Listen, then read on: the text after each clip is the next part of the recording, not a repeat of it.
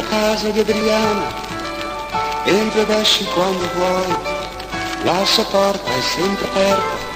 per la gente come noi. Se sei solo sempre in crisi e non sai che cosa fare, da Adriana sei qualcuno, perché lei ti sa ascoltare. Suoni strani di chitarra, due spaghetti e un po' di vino, Livia dietro le pareti, puoi sdraiarti sul cuscino e se cerchi le parole per narrare la tua storia, il sorriso d'Adriana te le impresta la memoria.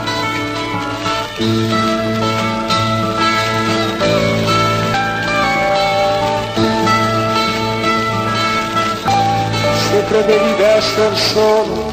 contro i tuoi mulini a vento, d'esser solo contro il mondo, puoi cambiare idea se c'era avanti a te Adriana, con i suoi capelli rossi Adriana, con i suoi occhiali buffi Adriana, con i suoi vestiti panti Adriana, Adriana con la borsa della spesa Adriana, Adriana con la sigaretta accesa, Adriana sempre in cerca di qualcosa,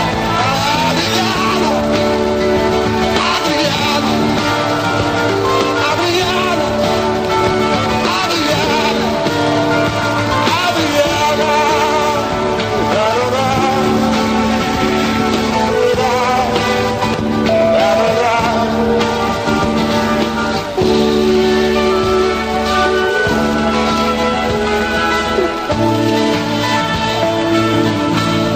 I suoi viaggi per il mondo,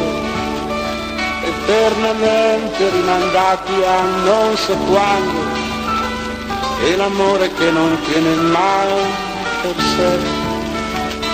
e la gente che va su,